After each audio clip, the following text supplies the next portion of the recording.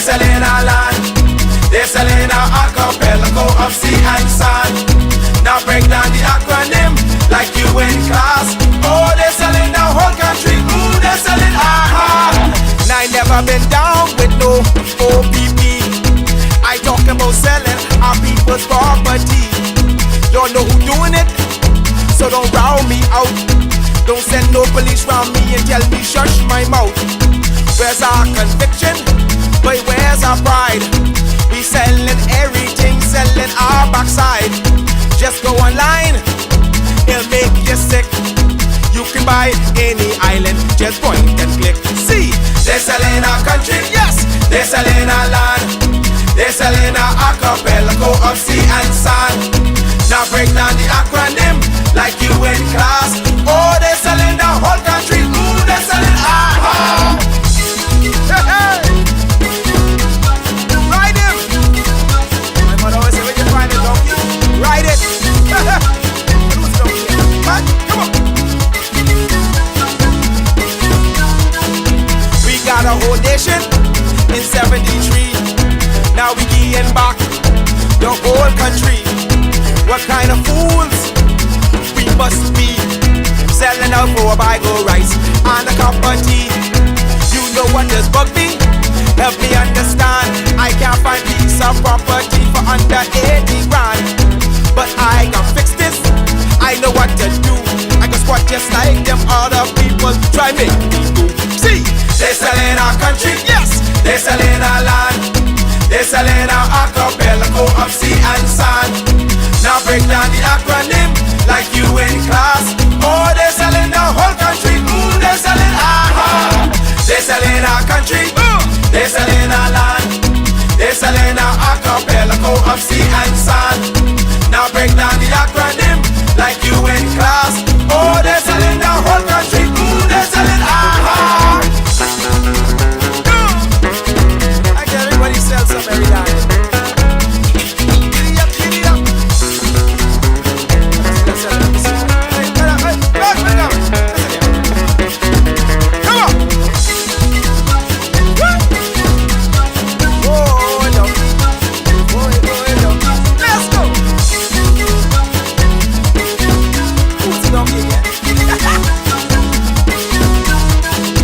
They're selling one island, they won't keep. What can be left for you and me? Is this the example? What's our kids to do? You want them have a sense of pride, or go selling too? Cause they're selling our country, yes, they're selling our land. They're selling our archipelago of sea and sand. Now break down the acronym like you in class. Oh, they're selling the whole country. Ooh, they're selling aha. They're selling our country, yes, they're selling our land. They're selling our archipelago of sea and sand. Now break down the acronym like you in class. Oh, they're selling our whole country. Ooh, they're selling aha. They're selling our country, yes man. They're selling our land. They're selling our archipelago of sea and sand. Now break down the acronym like you in class. Oh, they're selling the whole country. Ooh, they're selling aha. They're selling our country, yes, yes. They're selling our land. They're selling our archipelago of sea and sand. Now break down the acronym like you in class. Oh, they're selling the whole country. Ooh, they're selling aha.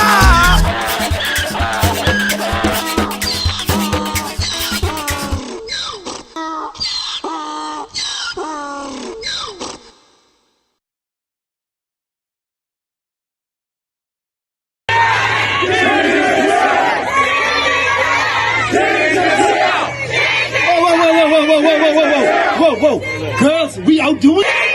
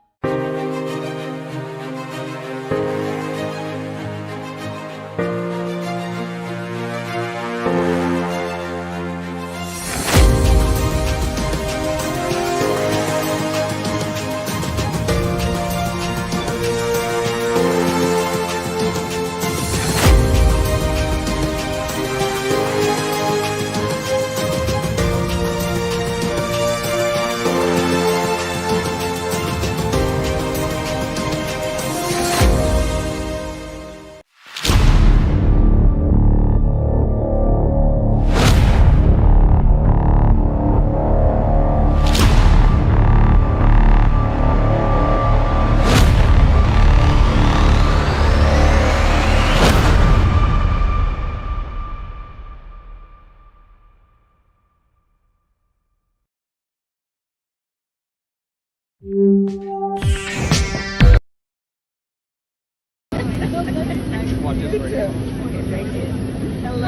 how are you? It's good to be with you. Thank you for the warm welcome. Literally, right? Literally a warm welcome. Hello. Fighting for LGBT rights in the Bahamas. How you doing? Fine, thank you. All right. We're here to support you, you know that, right?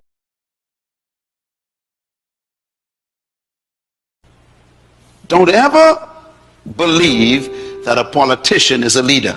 Don't ever believe that. Because the system that we have produces politicians. It doesn't produce leaders. And so you can have a politician who knows nothing about leadership and he's leading you.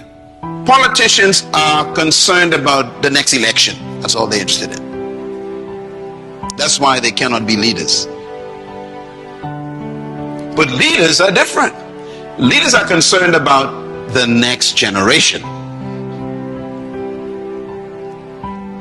I want you to compare those two thoughts the next time you have a politician come to your house wanting to vie for your vote. Just ask him,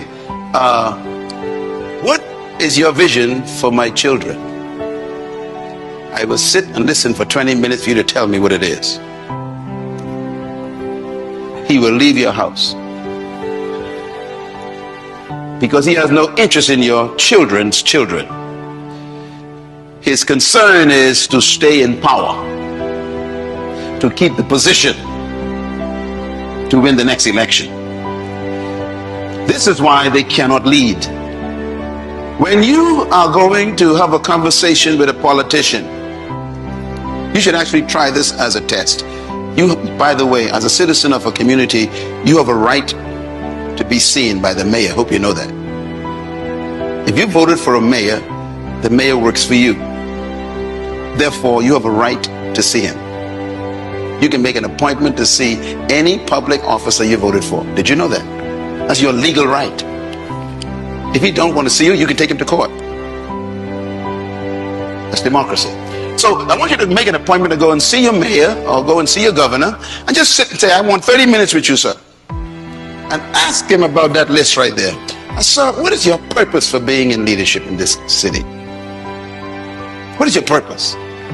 The first question will make him very nervous. Second question, what is your passion for our community? He'll be wondering what you're talking about. What are you talking about?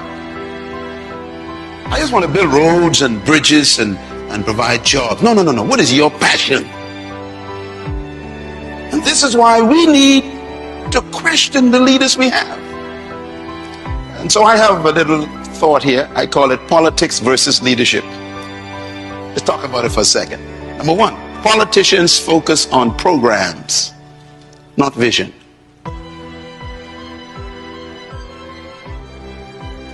Number two, politicians' priority is securing the next election, not securing the next generation. Their focus is different.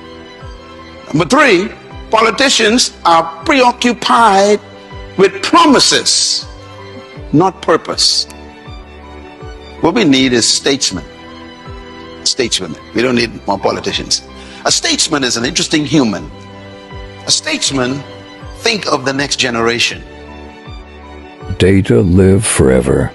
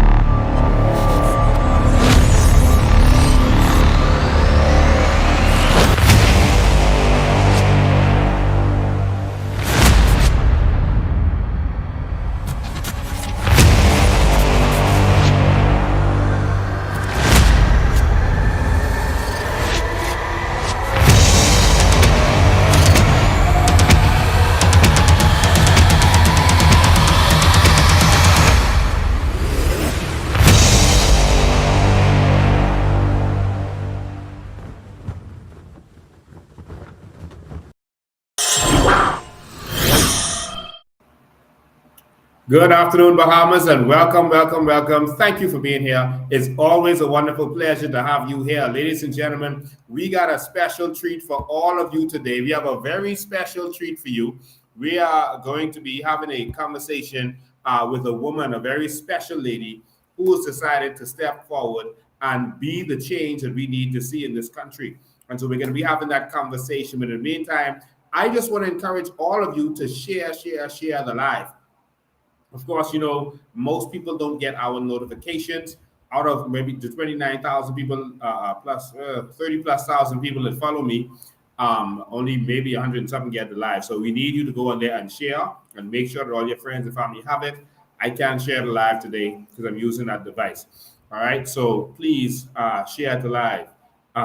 Ladies and gentlemen, we had a rally recently and we began to put together a vision for the new Bahamas, a vision for the true Bahamas, a Bahamas you can believe in. Because honestly and truly, this one isn't working out for Bahamians. It's working out for everybody else, but it's not working out for us. All right, and so we want to make a change. Before we get started, we just got some housekeeping, a little bit of housekeeping. Just wanted to make a couple of announcements and then we're going to get started. Today I'm talking to Ms. Veronica McIver, Dr. Veronica McIver. We're going to talk a little bit about who she is, where she came from, why is she here? Of all Bahamians, why did she decide to step forward? 400,000 Bahamians, men, women, and children. Why did she decide that she needs to step forward at a time like this? We're going to have that discussion. We're going to talk about some of the issues that face us in healthcare today. But you know what we always do. We are going to present the solutions to you. So make sure your family and friends are on here. Some people who may be on the fence, they don't know how they're going to vote, etc. Make sure they're on here so they have an opportunity to ask us questions. Because that's what we always do. We always present ourselves to you, the Bahamian people, so that we can answer all of your questions. All right, and that's what this is. This is for. All right. So just want to touch on a couple of things before we do that. One of them is I saw recently where there was this debate on WhatsApp about persons who believe that pastors have been failing us, and they wanted to speak out against pastors, and some of them were saying to just to boycott the collection plate, and we saw other people saying that listen, I believe in the church, I believe in God, etc., and so I'm not standing with that, and I'll even come out of this group if I have to. And so people were taking a stance on both sides. People were very excited about that because of what they believe in. And some people wanted me to speak to that. So I'm going to speak to that today. Just briefly, I want you to understand this very clearly. There is a system put in place by oppressors who want to keep abusing you. They want to keep you divided so that you cannot come together and rise up against them. Because if you ever come together, if you ever are not separated and you come together as a people, you will be able to have a force to stop them. And so one of their weapons is to divide you by religion, by color, by race, by ethnicity, by age. They try to divide you. One of those things they use to divide you is religion. They make it so that is one thing that you can never agree on. And you will never agree to work together with someone. You'll say, I can't work with this person because they don't believe in the Sabbath. I can't agree with this person because they are Catholic. I can't agree with this person because they are Rasta. And it causes you to not be able to work together on other things that are important in society. Do not fall for the trick. Whatever is your religious belief, that is your religious belief. I love God. That is my stance. I believe in God. I believe in the Christ. I believe in God because of my experience with him. I'm not forcing my religion on anybody else. We're not planning a theocracy. Everyone is going to have to live in this society. But don't let them divide you by religion. It is a weapon to keep you divided. If they divide you because you can't work with someone else because they have a different religious belief, then you're going to fall. A little understanding for the religious people. Joseph is considered one of the founding fathers of Judaism. That's Joseph, who went to Potiphar's house and went to prison and then became prime minister. He's one of the founding fathers. He never did any religious act, but it was God's will for him to do what he did. He went into government, and that was his purpose, and he was acting for God on God's behalf. That was Joseph. He did not build any churches. He did not preach any sermons. What he did was go into a kingdom and build up that kingdom for a purpose. And I won't get into today, this is no sermon. But it was nothing to do with religion. There are books in the Bible that never even mention God. Esther and Song of Solomon are two of them. But God is all through them. This is my advice to you. We need to reach out to all Bahamians, whether they believe or don't believe. This is a change for all Bahamians. All Bahamians are going to be a part of this. Do not let them divide you on religion, on religious beliefs. Stay focused on the new Bahamas. Otherwise, the evil men are going to continue to prosper. Come together, work together, and do what you have to do. All right? And so sometimes you got to work with other people. Jesus sat with the Pharisees, and he preferred to sit with the sinners rather than the religious people. But that's another story for another day. Don't let them divide you on political beliefs. They've kept us divided on politics, and that's why they've kept robbing us. They use religion to keep us divided, and that's why they've kept robbing us. Come together, let's work together and get this done. Jesus kept Judas there in the 12, even though he knew he was stealing from the treasury. Let's focus. Don't let religion divide us. There are some people who want that to happen. Secondly, I want to talk about this whole transgender situation that is going on. Listen to me. Many years ago, Facebook just reminded me also, there was this transgender that popped up called Tori, and I brought them on my show, and I gave them the 1-2.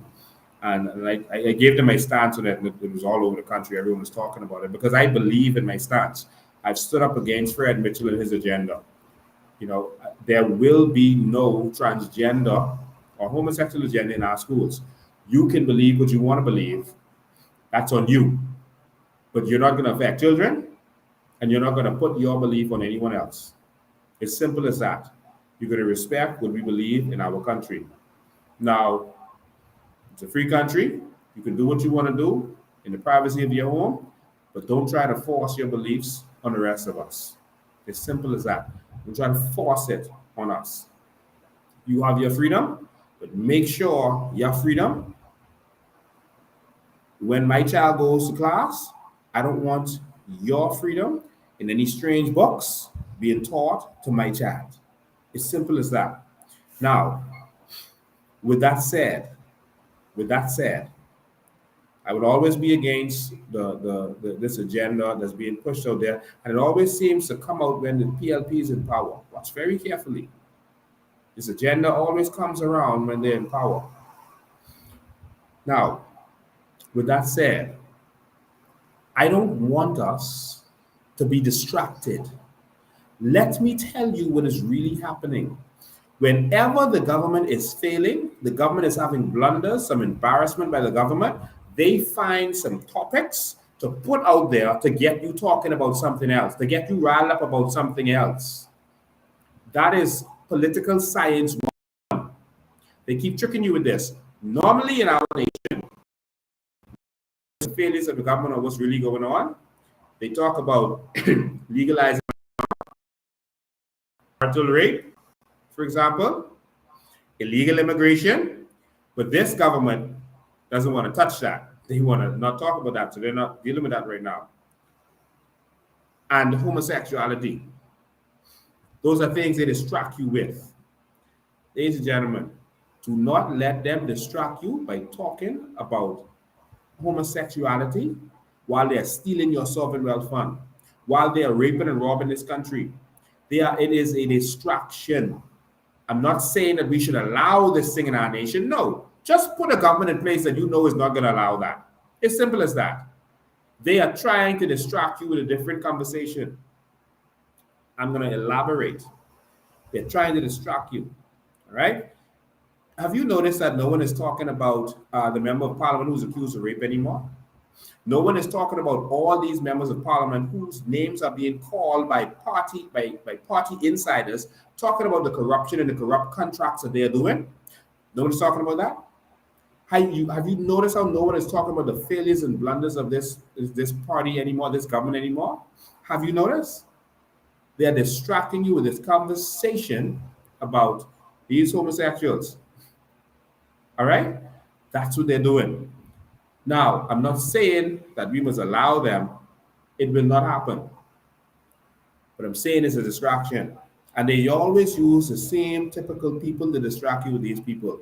The political sellouts, the political prostitutes.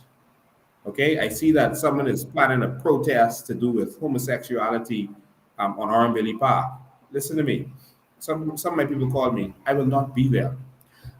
Because what bothers me is that these same people who call themselves politicians or want to be political leaders, they had nothing to say. Cassius George had nothing to say when the Prime Minister took away your sovereign wealth fund, robbed you of your carbon credits, with all of these things that's going on, with all of these protests that was going on to save our nation, to deal with immigration, our stance on immigration. They were instead on TV bashing the people who were fighting instead of standing with us to save this country. So your country is being invaded and you won't stand up, but you want to go fight sissies? You want to go fight a homosexual agenda? Let me tell you something. That homosexual agenda is always going to be with you. Our country is being invaded. We will not have a country soon to defend from a homosexual agenda. Our country is being given away to legal and illegal immigrants. So I stand against that homosexual agenda, but I ain't going to be there. I am going to be fighting to organize and put this army together to put a government in place that's not going to allow it. It's simple as that. It's simple as that. Cassius Stewart is the person who was, I'll call it hired, technically, by Brave Davis, him and Adrian Francis. By Brave Davis, there was a meeting with Francis, Brave Davis, Shane Gibson on a boat. Remember, I told you that when it happened. And they were hired to form a different party, another party, call it the coalition, try to cause disruption with the coalition, but form a different party and mimic us to confuse people. All right, these are political prostitutes.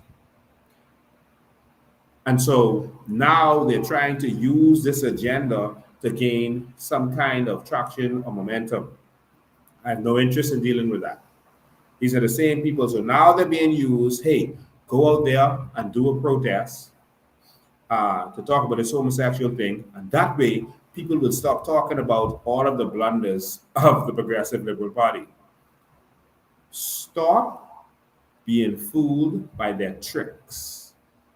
Okay? And so whatever that is happening on June at Oranbilly Park, I will not be there. All right?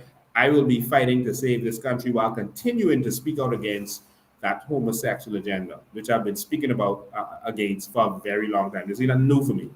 All right? For a very long time. Don't let them distract you with these little side issues and put in their fake persons that they're paying and giving money to push these agendas. Don't fall for it. All right? Let's not be distracted. We got no time to be going out there wasting our time. All right? We're going to continue to fight for this country. Next thing I wanted to cover before we get started with our conversation, there's a video going around with Maria Daxon and a couple other people. You know, she had some bodyguards with her. And they were, walking around in the straw market trying to, see what's going on in the straw market. And I admire that. She went to Grand Bahama, for a funeral. And while in Grand Bahama, because people were sending out videos, and they were sending out videos that show what's really going on in that straw market. And this is really that straw market. It's a ghost town. It's a ghost town. They are taking all the tourists from the ship and sending them somewhere else, and our people are not being able to get anything. Marie decided to go in there one person decided that he wanted to say some words to them. You all get lost. I'm tired. All in politics. I'm tired. Both sides, get lost, get away from here. And one of the persons responded to him that this is a public place. You can't chase them. And so it was a little back and forth, et cetera, et cetera. But let me get this straight for you. Politicians are chased all the time. Politicians are heckled all the time. One person having something to say does not represent Lukaya. It does not represent the straw market. It was a heckler. All right. And that person is fed up, like most of us, and they're tired of politics and politicians. And some people feel that we are going to be the same as everybody else. So they're tired. And so I don't blame persons who feel that way. I don't. Because I felt that way. I know exactly how he feels. So I understand to a certain extent. Maybe he didn't have to say it exactly how he said it, and maybe the response didn't have to be exactly the way it was, but it happens. Politicians go through this all the time. Perry's been through it, Brave has been heckled. Politicians get run out of people's yard. When they come to their yard, what I would say to all of our supporters who are going out there, listen, when you go somewhere and you go to someone and they're not interested in hearing from you, you, in a pleasant way, tell them to have a nice day, and you keep moving on. All right? It's simple as that. You will not win everyone. You will not. There are some people who are just so hurt, so broken, so traumatized by this system. We have to get in to prove ourselves to them. Once we get in and we prove ourselves, then those persons will say, oh, wow, I should have supported them. Next time I will. And so us getting in will be dress rehearsal for the next time. All right. So make sure when you're going out there and you're dealing with the general public, you deal with them in the most graceful way as you can, because you are one of them. You feel just the way they feel. It's just that your eyes are open and you decided that you're going to do something about it. But many people are leaving the country. That's their reaction to the system. And many are just so fed up that they don't want to vote. You saw what happened last time. They just don't want to see no politicians coming around with cameras and talking to them. All right, as simple as that. All right, so these things are going to happen. Next and better, we move on from that. All right, so that's all I have to say about that. All right, so thank you all for listening to those things. I have something else I was going to address, but I'm going to leave that for now because I want to get to our real topic for the day. Just quickly, I'll say, I just want to say to Mr. Arana, who was being vilified by the media recently. They called him a squatter and this kind of stuff. And the last live, I showed his documents to you, the Bahamian public. Everyone has his documents. You've seen it. The police has his documents. They can see that he has proper paperwork. So for them to call him a squatter, he's now talking about legal action against those media houses, because you're not a squatter if you have papers. But the bad part about that is he was experiencing what a lot of Bahamians are experiencing. That's the victimization from corrupt police officers. And so whenever there's two people with a land dispute, the police don't deal with that. If two people show they have an interest isn't only papers. All right? An interest can be you have titles or papers, but your interest could be that you've been there for 12 years or more. Your interest could be some other reason that you are there and present. And so once two people have an interest in a property, the police cannot get involved. It must go to the Supreme Court. The magistrate court cannot even get involved in a land matter. So the fact that the police came and were asking him, and this is after he went papers, pulled out this foreigner who's trying to take his land, totally ruled him out and said, listen, go to court. He's in possession and he has papers. If you want to move him, go to court. And then he found corrupt police from police headquarters to come and harass persons and harass him and make it seem like he has to move, or they're going to charge him with trespassing, which is 25 or 50. This is not. This is the corruption that many Bahamians have to deal with. Many of you are facing this, and this is where I have to stop. This is like when a landlord wants to just get rid of someone because they could get more money from another tenant, and they just want to get rid of you, and they try to just push you out of the house, and they get their police friend to just come and scare you and tell you got to get out of the house by this date. No, only the courts can remove you from land. Because why? The land belongs to everyone. This landlord, if you don't understand, land belongs to the crown. The crown represents all of the people, not the queen. That's what you don't understand. The crown represents the people. Okay? So land belongs to everyone. And that's why after being in use of the land, you can actually get land even though you didn't buy it. If you've been using it for a certain period of time and taking care of it. This is how it works. And so we are sitting back waiting for those corrupt police to show up. We're going to go live as soon as they show up if they harass that gentleman, because it is sickening. One of the police officers came to me on the side, a senior police officer, and said, this is deep, this is clearly this, they smell a rat, but it's coming from up top, it's coming from the politicians because of certain connections. And we are waiting so that we can reveal all things. They said it's connected, because of a greenhouse and this kind of stuff. And they, they said, this is just pure corruption. So as soon as they act, we're going to drop everything. This involves people who died, attempted murder on a particular woman, stabbed 17 times. It's connected to the houses we showed you with all the Haitians in on Paradise Island. We're going to show you how everything is connected. We're waiting for them to act. A lot of corruption is going on in this country, and it's time for it to stop. All right? And so we were shocked. I had conversations with, after I went the last live, with several senior attorneys, and they were like, no, man, the police couldn't have come to harass you all on a land matter. It's like, yep, they're harassing him. He showed the title. They had the title. In fact, one of the senior police in the station ran out the police from headquarters saying, what the hell are you doing? He has papers. If that person has papers, tell him to go to court. This is not a police matter. But you could clearly see that someone was paid off. We're going to expose everything to you. So just stay tuned for that. We're waiting for their next move. So with that said, I think I covered everything I want to cover for the day. All of our preliminaries. But ladies and gentlemen, we're going to have for the rest of this a conversation about something that has been devastating us in this country. Ladies and gentlemen, people are dying in the hospitals who don't have to. It's not really making the news, but people are dying and suffering in our hospital. People are going in there with one simple issue and leaving dead.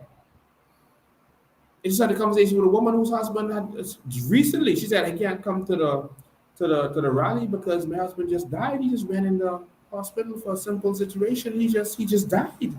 He died in my arms in the bathroom. We have a shortage of staff. We have a shortage of beds, shortage of medication, shortage of hospitals. We have a shortage of everything. Our healthcare in crisis.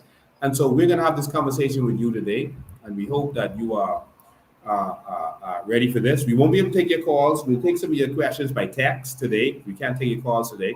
We will take your questions by text, and you'll be able to talk to a woman that I respect very, very highly. A woman I respect very highly. And so, ladies and gentlemen, we need change. And the only way we're going to get that change is if we all do exactly what she did. Come forward and contribute in our very own way to getting this done. So, ladies and gentlemen, a quick commercial break. And I will introduce to you the lady of the hour, Dr. Veronica McIver. Yeah. Come down, DJ, and do your thing. Prophet in the house. Hey. Yeah, Prophet on the scene. Yeah. Hey. This is going out to all beings all around this world. Hey. Whoa. Let my people go. This is going out to all beings all around this world. Hey, I want the PLP to let my people go. Whoa, I'm just sitting down right here, waiting on that old bell to ring. I'm just waiting on that old bell to ring. PLP go ring the bell.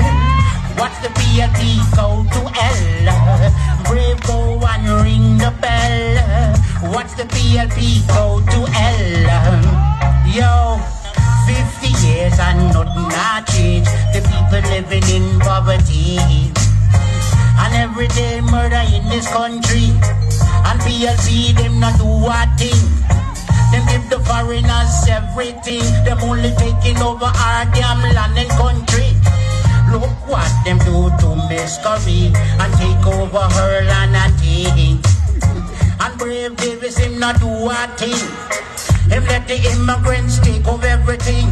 I don't have fish fry man, them own everything. We got to bring change in this country, yo. I'm just sitting down right here, waiting on that old bell to ring. I'm just sitting down right here, waiting on that old bell to ring. PLP go ring the bell. Watch the PLP go to L. Brave go a ring the bell. And watch the PLP go to L. Yo, hey, Marvin James, tell me the truth. What happened to the throne, their money? And the PLP MP them mix up in like a damn problem. And some of them hitch up in the courthouse again for raping people, children. Yo, I'm just sitting down right here, waiting on the whole bell to ring. I'm just sitting down right here, waiting on the old bell to ring. Brave go and ring the bell. Watch the PLP go to L. Go and ring the bell. Watch the PLP go to L. Yo, I'm just living in this little country, and crime is out of control. Every night you hear another one die. Lord, I got me up because Jesus Christ.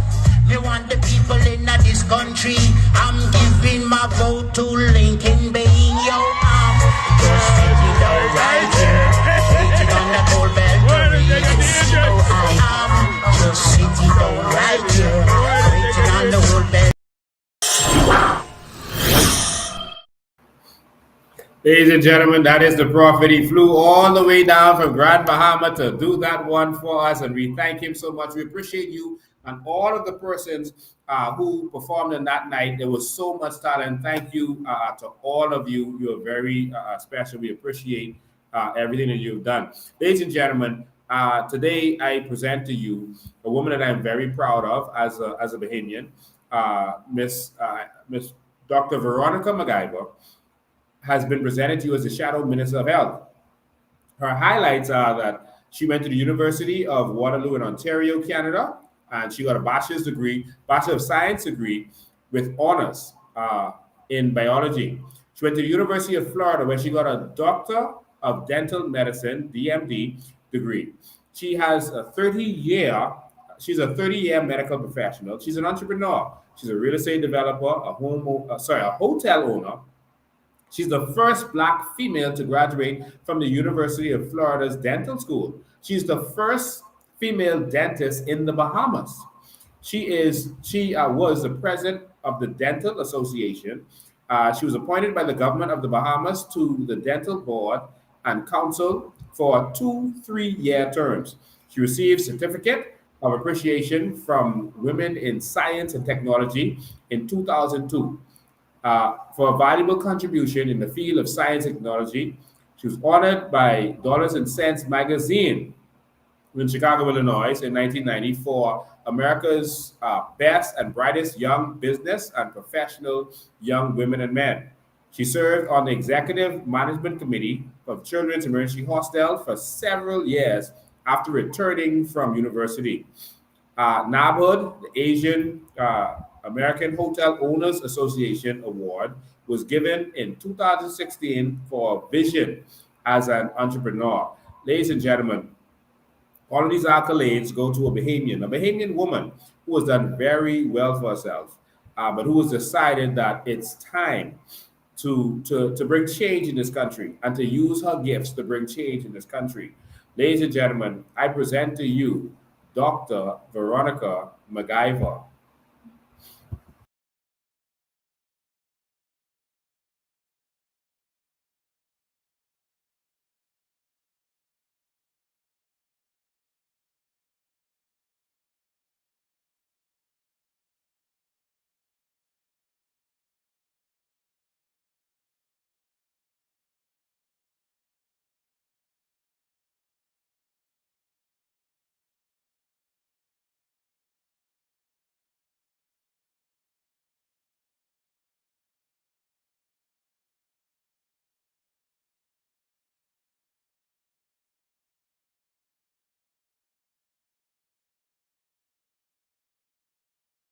And that's why I am here today speaking with you on this live.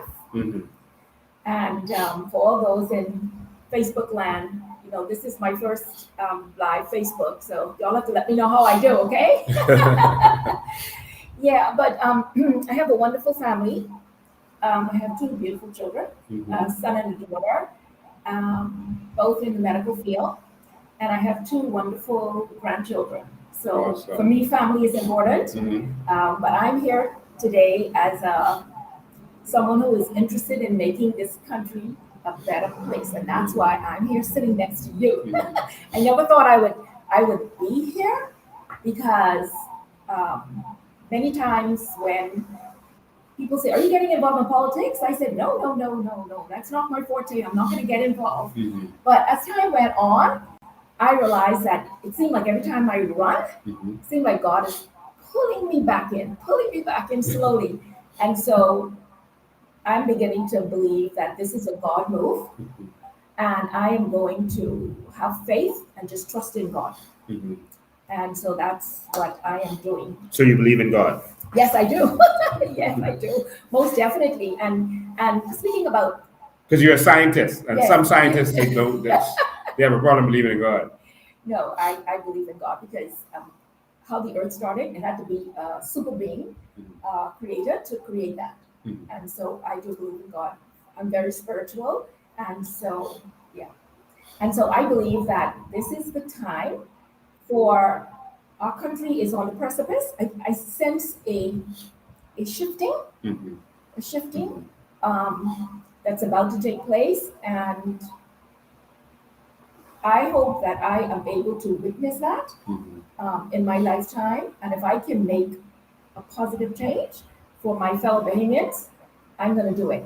I was running and running and running, but I guess the time has come now where the ropes are being pulled in and I can't run anymore. Wow. And so I just have to face the So music. how did you get attracted to this particular movement? Were you interested in watching what was going on in the country? How did you get here? Well, actually, my daughter, she's a physician in the United States. She saw a documentary about the Iran Act. And she sent it to me and she said, "Mom, look at this. This is interesting." And I spent the time and I looked at it and I thought the documentary was well done, well put together. And then I realized that a gentleman by the name of Lincoln Bain was behind this. And so I told her, I said, "Now, any other documentaries he does, you must send it to me," because I wasn't really, tech savvy, Facebook and all that. So she started sending me more literature. And then as time went on, I remember you saying that you want us, those who believe in what you believe, to come out and protest or march in support of what your belief was. And I got dressed. I called a couple of my friends. They couldn't come. And I went over there by myself. So, and that's not like me. For me, I've never marched for a cause in my life. I've always read about things. I may contribute intellectually with my friends about issues, but when it came to this particular matter, I actually put on my clothes and I went downtown and I actually started marching. And I said, I knew that this was something different. This was something different. And so that's why I am here. Wow. Your doctor is a professional, you're a professional, because there's some people that feel that the supporters of COI are rebel rousers, etc. But what I've been noticing is that the majority of our supporters has been middle-class persons, professional persons who really see the light, educated people that when they see facts, when they see the truth, when they see numbers, it clicks immediately. And so we've noticed that has been a lot of our following initially. And now everyone is really coming on board because it just makes sense. And so I guess that's the same way that you got here. Yes. Listen, I'm a person, I like to look at the facts. Like I said, what got me really, really interested was because many years ago, I remember listening to the news, the Honorable Hubert Ingram and Perry Christie. They were confronted a number of times about our natural resources. And I always used to see them, they were a bit evasive, and I never really got the full answer. And back in those days, there were other people in the community who were trying to bring this message forth. And I couldn't understand why they wouldn't address it. And so for me, I did more research, and then I started looking at natural resources from other countries. And I saw what happened to their country when their governments got involved in natural resources. So I'm saying if they can do it, why can't we? Because in life, I've always been taught to have very high standards, high goals. And if that's the goal of our country, then that's what we need to do. So that's. Wow, nice. So that brought us here. You decided to become an activist. You decided to follow what was going on, and it seemed you were inspired to move towards politics. Why? Like I said, for me, in the beginning, I wanted to support the movement. Okay, and then as time went on, I realized that, you know what? In order to change this country, I can't stay on the sidelines anymore. I have to effect policies. And the only way I can effect policies is for me to get involved in government. And I said, wow, I probably have to get in cabinet or something, because that's the only way you can do it. Just standing on the sidelines, you can protest all you want. But unless you make a valiant effort to change policy in this country, and I find the most effective way would be to get in government. And so that's why I'm willing to fight. I agree with you 100%. So, all right, let's talk about healthcare now, because you're the shadow minister of healthcare. You're enormously qualified for that. I mean, beyond measure. And so we want to bring change. We want to do something different in terms of healthcare. We want to transform healthcare. First, let's talk about some of the problems, and then we're going to talk about solutions. What are some of the problems that you're hearing that's going on in healthcare in the country now? Let's have that discussion. Okay, let's talk about the public health care. I don't want to necessarily discuss private health care. In my inaugural speech as the Shadow Minister of Health, one of the first things that came out of my mouth was that our healthcare system is in crisis. Now, I don't want to alarm anybody, and I'm a person, I will tell you now, that I am not going to bash our hospitals. I will not bash any doctors. I will not bash any nurses, any administrators. My job is to state the obvious and talk about the inefficiencies and try to see how best we can bring up our standard. You know, we want our standard to be, our goal is to be like America. I know we're third world, America's first world, and I know that this is my opinion, their standard in the hospital is definitely higher than our standard. Okay, that's a fact. Even though the doctors would have studied in the United States, yes, intellectually, scientifically, they are good doctors, don't get me wrong, but it's just that a lot of the inefficiencies come from our equipment. We have not enough equipment. We have a shortage of beds in the hospital, and that's creating a major problem. Sometimes, not all the time, there is a shortage of medicine, and of course, there is a shortage of staff. So when you put all of those things together, let me add, deteriorating infrastructure. When you put all those things together, it does become a plague on our system. And people are starting to complain. And the reason why I say that is because I know about 2 years ago, I saw a video and I felt so bad. There were some patients, they were sitting somewhere in a wheelchair, some were sitting in a chair, and they were waiting, I guess, to be served. I don't know all the intricate details. And the rain came down, and here it was, somebody filmed the patients getting wet in the rain while they wait. That just about break my heart. That took a lot out of me to see something like that. And then we hear about, like, when people go to the hospital, they have to be in the hallway for a while in their beds. Yeah, that's not a very pleasant thing. And so, therefore, I think there is a lot of work that we need. Our government acknowledge that we need a new hospital. The problem that I am having, though, is they were talking that for too many years. Yeah. They just didn't say, like, we needed a hospital yesterday, and they say, okay, we're going to do one tomorrow. No, we needed a hospital years ago, and they keep refocusing on other things instead of the hospital, and they are neglecting the Bahamian people's health, and that's not a good thing. Well, they bought a hotel in Grand Bahama for $60 million. Exactly. When they don't have a hospital in Grand Bahama. Exactly. On airport. Exactly. And speaking about that, everybody in Nassau has been complaining about the Prime Minister traveling. I know it's something that's going to be nagging him for the next 3 years, whether he likes it or not. It is something that's going to be talked about. They increased the budget for travel. I think it was 14, and then it went to 16 or 18, if I'm not mistaken. And over a 5-year period, that's going to equate to about maybe 80 million, maybe more.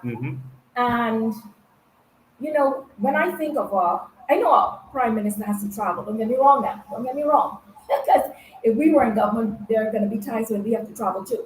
But not to that extent, not that exorbitant. And sometimes with the entourage they're taking, I think that's a little exorbitant. So some of that money could have gone into the hospital. So if they are saying, I haven't done my research, they are saying that the hospital may cost 300 million.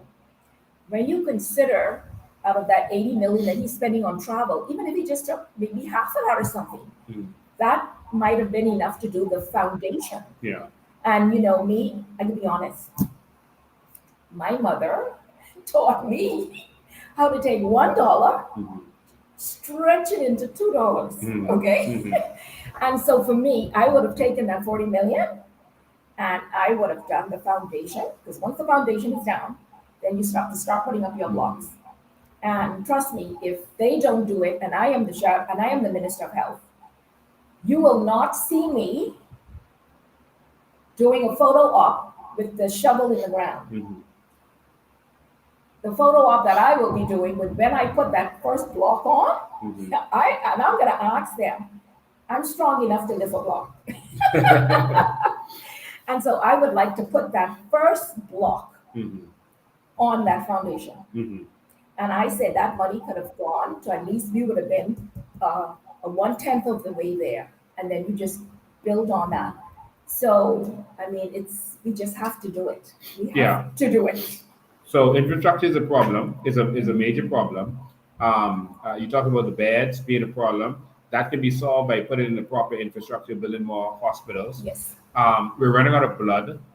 And it's not a big problem. I mean, we have a good enough population so that we don't ever have to run out of blood in our hospitals. All right? Yes. What they do in other countries is they pay you for the blood. Now, hospitals charge you for the blood. Right. All right? They charge you for blood.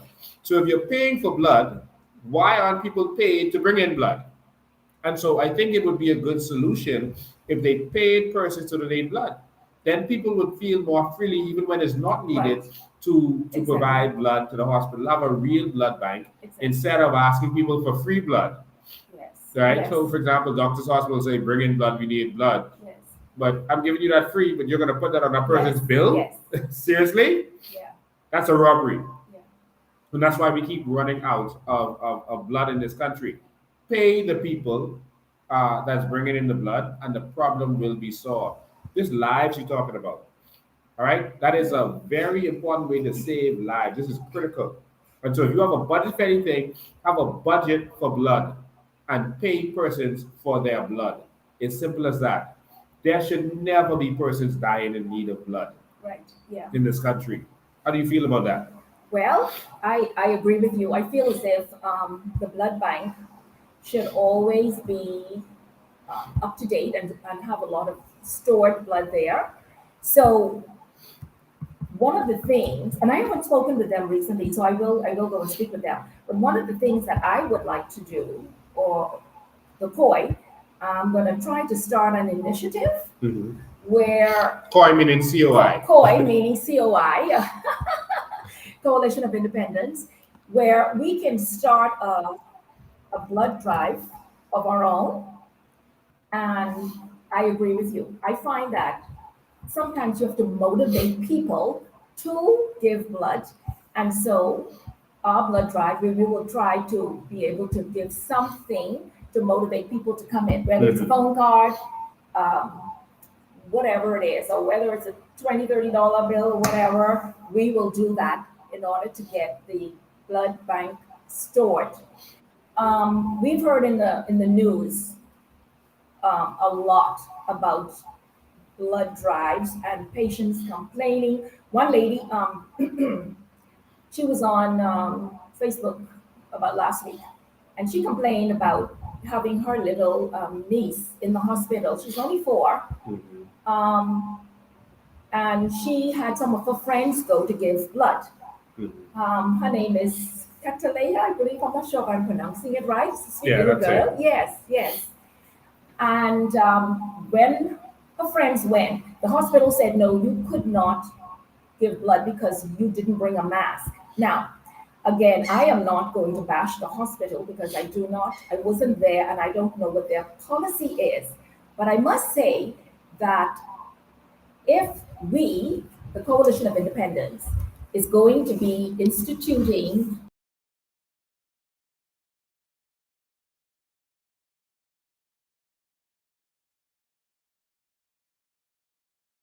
to give free mask to those who come to want to donate blood. Okay? So, as a matter of fact, this is a good time. The lady who did the Facebook, I went to, out of my heart, I went to visit the little girl in the hospital to see how she was doing. And she's doing very well, by the way. She's eating, she's speaking, and so I'm pleased with that. So she wanted for us to also, while I'm here, she asked me if I would make a pledge to the Bahamian people if they can please donate, come and donate more blood in honor of her niece. And also there is a bank account for the mother of the child. So I don't know. You know that Miami Beach. Yes, we do. You do? Okay. So they're seeing the flyer right now. They mentioned Okay. it while you were talking. Okay. Catalina Thompson, it says they're asking for a contribution to assist the family with further medical care for Catalina Thompson. Contact information is there on the screen for all of you to see. The mother is Sandra Thompson, and all of the contact numbers are there for you to see. 471-1024 and also 829-8878. And they have a bank account number that's there. Account number 736-851-7. And the branch is Southwest Plaza. Or they have an Island Lock account, 234148. And so you can just come back to this live and you can see it. We'll also try to share this. And she also needs blood. And so that would help if you can contribute in that way also. No, we should not have to be at a place where we're begging for this stuff, begging for assistance with medical costs, begging for blood. Come on, man, this is the 21st century. We need to move forward with real solutions for this country. In Canada, healthcare is free. Even America, Obama tried to do something called Obamacare that they couldn't get rid of, all right, even though they wanted to. In Europe, one of those countries, they give free healthcare to their people because health is a right. Your life, you have a right to life. And so we have to do the same thing. So one of the biggest problems with healthcare in this country is the cost. And so we're going to eliminate the cost of healthcare in this country by providing free healthcare. Exactly. Yes, yeah. Well, you know, I spoke to a lot of Bahamians, and I'm going to be honest. Some people do have private health insurance, which they can keep, but believe it or not, a lot of Bahamians do not have health insurance. Yeah. And so they are desperately in need of medical care. And if we can provide that, you know, I'm going to say, and let me just say something too, just the coalition, at least myself, the reason why I want y'all to assist this young girl is because I spoke with the mom and the grandmother. They're very, very nice people, very nice. You know, I went there and I sat and I spent time, a little time with them. And this is what I believe healthcare is all about, is showing that you care for people. What I found in our hospitals a lot of times is that when the patients come on Facebook and they complain, they're usually complaining because they feel as if they had no dignity in the hospital, or maybe the staff was not friendly to them. And so for me, that would be something that would be very important for our healthcare, is to have our staff trained so that they can show love and kindness and caring to those people in the hospital, because that's all people want when they go in. When they're sick, they want to know that somebody there cares. And a lot of the Facebook complaints we've been hearing is people saying, well, I talked to this doctor, I talked to this nurse, and they didn't listen to me, or I told them I needed this and they didn't bring it. So again, I'm not bashing the hospital. I'm just saying that I would like our hospital to be a caring hospital, someone, and so the staff is well trained to take care of their. So we went ahead and we, you know, helped the mother and the grandmother from our hearts, and we would like all of you, if you feel it so in your heart to do so. Mr. Bain already put up the number for the mother and the grandmother. You're free to do so. Yeah. One thing we have to have in our hospitals, and also government, but in our hospitals especially, is professionalism and caring. You experience that when you go to hospitals in the United States, et cetera, et cetera. There's no accountability. And so you are going to be, first of all, our medical professionals are going to be paid on par with the United States and Canada. We must do this. This is a crisis. And we have to pay to make sure that we keep our nurses here. So if you're a nurse and you're listening to this, nurses in the Bahamas will be paid on par with the average salaries in the United States of America and Canada. We must do that to keep our people home, keep our professionals home. And that is important. And if we're paying you on par for your professionalism, we expect you to treat our Bahamian citizens with love and care. All right. And so we know that many nurses are frustrated. They're working all this overtime, and they don't have the equipment they need, and they're being treated by persons over them or by the system itself. And so we want to transform all of this so we have a loving, caring situation in our hospitals. We're going to transform it so that they can compete. One of the reasons we want to do it is because medical tourism is an important way that the country can get more revenue. Do you know that Cayman Islands, they are now in the medical tourism industry. They are into medical tourism. I had a friend of mine go there recently to do a knee procedure. They replaced a knee replacement. It was going to be over $30,000, almost $40,000 in the Bahamas. Over there, it was less than $13,000, and it was $1,000 for 21 days in your housing. So you do the procedure, then you go into housing, the apartments, etc., and you're there for 21 days while you're doing the therapy. All right, everything is included. It's phenomenal. The service is phenomenal. Yes. And so, you know, while she was there, Dr. Gibson, who was an orthopedic doctor, was there doing a surgery, and she was like, "But you're a doctor. Why are you here?" He said, "You think I was going to pay $37,000 in the Bahamas to do this like you do it here?" And so it was a funny thing. But that was one of our medical professionals, again, leaving our country. Yeah. Yeah. And that's his profession. Yes. And he went over there to get Yes. that procedure done to Cayman, not to Yes, America, yes. not Canada, the Cayman Islands. If Cayman Islands can do this, why can't we do this? That's exactly, I agree with you. And you know, one of the things that are on the horizon is stem cell. Mm-hmm. You know, everybody's talking about stem cell.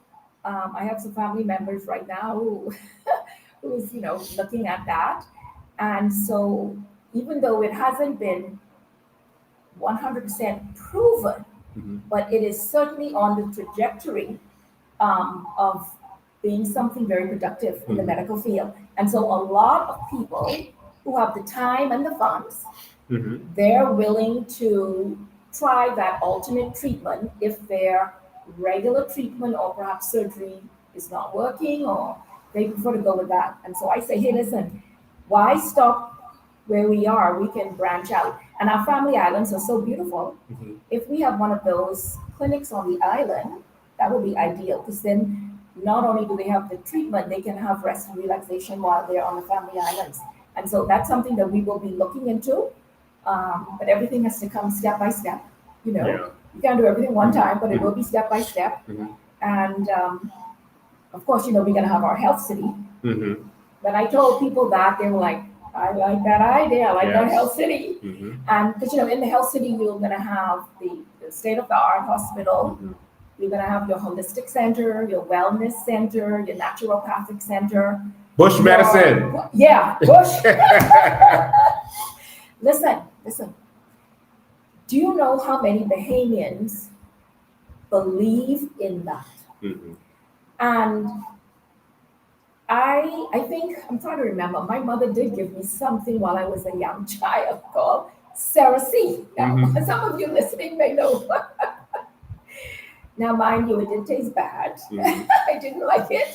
But with time, we as a citizenry, we can actually produce some of this bush medicine ourselves and market it to the world. Mm-hmm. However, I would love to see a research team here at the COB that does research into some of the leaves, because we all know that medicine really comes from the earth and the leaves anyway. Mm-hmm. And then there are some people who may have, let's say, high blood pressure, but they would have to be under the care of their physician at all times. Mhm. And they may want to titrate themselves off and come off the high blood pressure medication slowly Mhm. and make the alternate switch. But that would have to be done between the health advisor and the physician and the patient. Mhm.